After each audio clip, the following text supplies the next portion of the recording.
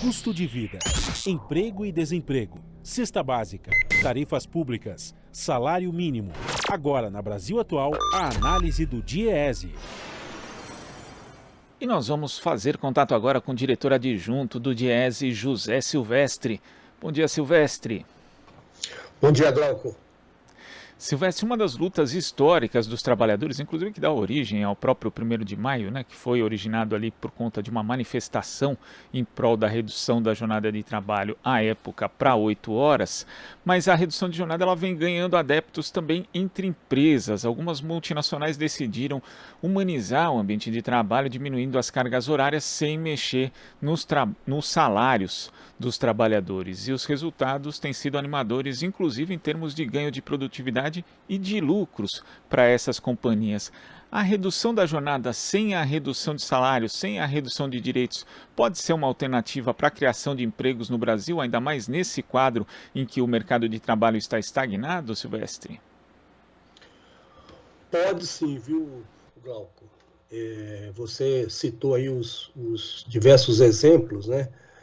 Tanto no plano internacional quanto aqui no Brasil. Obviamente que não é a solução para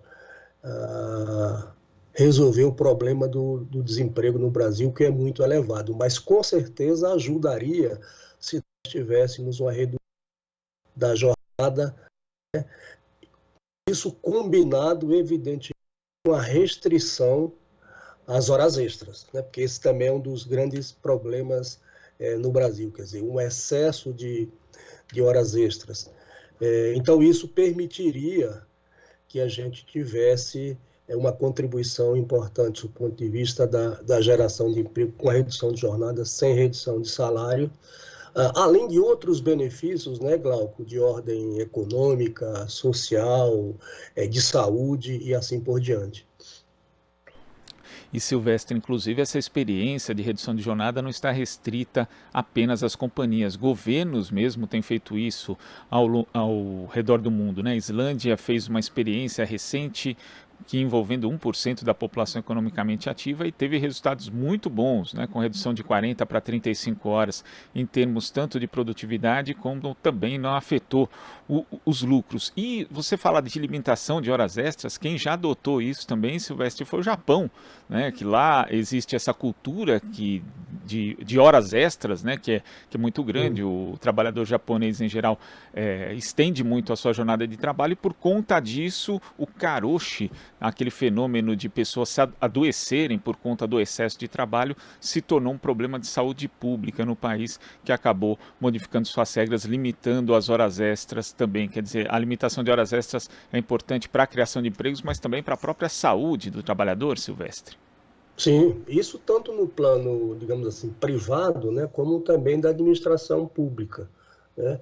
Então, a redução de jornada sem redução de salário, ela, de um lado, tende a ter ganhos de produtividade, né? Portanto, os efeitos de custo de produção seriam, digamos, diluídos, porque você tem ganho de produtividade, você tem o trabalhador, digamos assim, com mais disposição, né? E você teria também, aí, Glauco, vamos considerar o seguinte, é claro que esses dados, eles não estão, digamos, atualizados, mas acredito que isso não tenha mudado muito, mas mesmo na campanha, se a gente considerar aí a campanha pela redução da jornada de trabalho, que as centrais fizeram, o DIEESE fez uma série de estudos, inclusive puxados pela própria Central Única dos Trabalhadores, os dados mostram, isso é um dado inclusive da CNI, da Confederação Nacional da Indústria, que o peso, né, dos salários no custo de produção na indústria de transformação era em torno de 22%. Né? O que significa dizer o seguinte, se você tivesse uma redução da jornada de trabalho de 44 horas, como é hoje, para 40, né, você teria apenas e tão somente um incremento de custo de menos de 2%. Então, era tranquilamente que daria para ser absorvido, tá certo? Porque você também tem no Brasil o custo hora na indústria de transformação, à época, né, isso já faz mais de 15 anos, era algo como próximo de $6. Então, insisto, isso certamente teve alguma alteração, né, mas isso mostra que é possível tranquilamente reduzir a jornada sem reduzir o salário, e você tem um ganho, isso que eu falei, você tem um ganho em todos os sentidos, né? O setor empresarial, as empresas ganham com o aumento de produtividade, né? Você contribui para reduzir, né, o desemprego, né? Você contribui com a distribuição de renda, tem uma contribuição também do ponto de vista de tendência de redução da diminuição de doenças ocupacionais, os trabalhadores têm mais tempo para lazer, para o convívio familiar, enfim, você tem um conjunto digamos assim, de fatores benéficos para a sociedade, não apenas para os trabalhadores. É importante destacar essa questão das doenças ocupacionais e também daquelas que estão relacionadas ao trabalho, mas que não são qualificadas como ocupacionais. Na verdade, o empregador vai ganhar também, porque menos trabalhadores vão ficar afastados por esse motivo, né, por doenças. A gente sabe que hoje a saúde mental é algo muito importante, que o trabalho afeta de verdade essa área da saúde das pessoas, e também tem aí a questão da economia, né, Silvestre? Porque eu acompanhava até uma entrevista da economista Marilane Teixeira, do CESIT da Unicamp, que foi publicada ali no site da CUT, e ela fala a respeito de as pessoas terem mais tempo disponível, inclusive para consumir, o que pode estimular, por exemplo, o setor de serviços, que é o principal empregador e o principal motor da economia brasileira. Então, como você destacou, são ganhos múltiplos que a gente pode ter, e para todos. Sim, exatamente. Isso tem um efeito, digamos, na economia, né, e para a população de uma maneira geral, e também, né, Glauco, na melhoria, digamos assim, da qualidade de vida por esses fatores que nós citamos, né? E os dados revelam, insisto, ainda que eles não estejam atualizados, né, que você tem esses efeitos benéficos em todas essas dimensões, né? E vamos combinar também o seguinte: a última redução de jornada que nós tivemos foi na Constituição de 88, né? É óbvio que você tem, e aí isso, diga-se passagem, isso é uma luta dos trabalhadores, é uma luta sindical, né? A redução da jornada na Constituição de 88 foi graças à luta dos trabalhadores, né?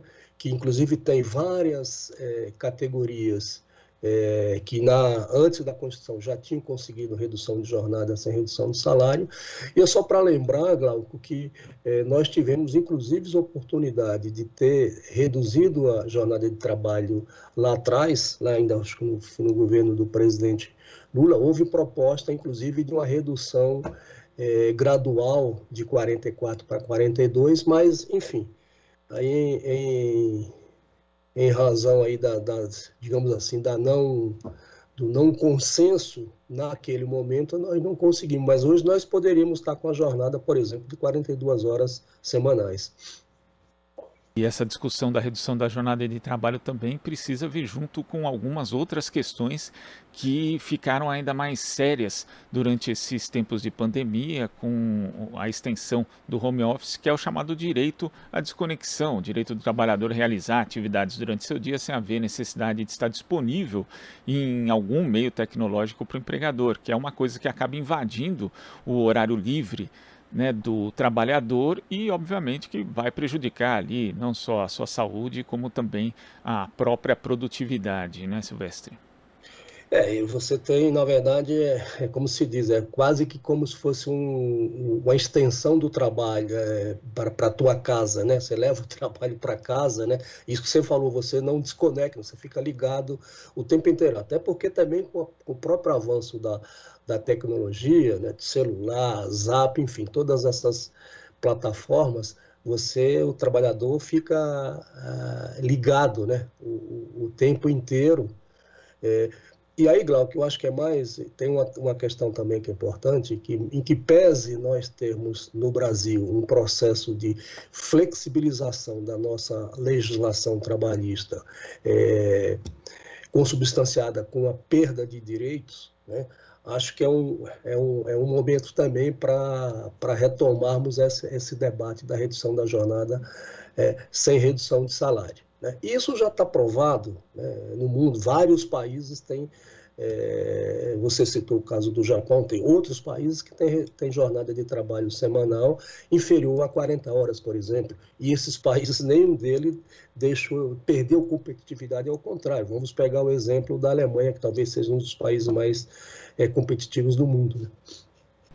Silvestre, muito obrigado pela sua participação aqui no Jornal Brasil Atual e até a próxima. Obrigado, Glauco. Até a próxima. Até lá. Conversamos aqui com o diretor adjunto do DIEESE, José Silvestre.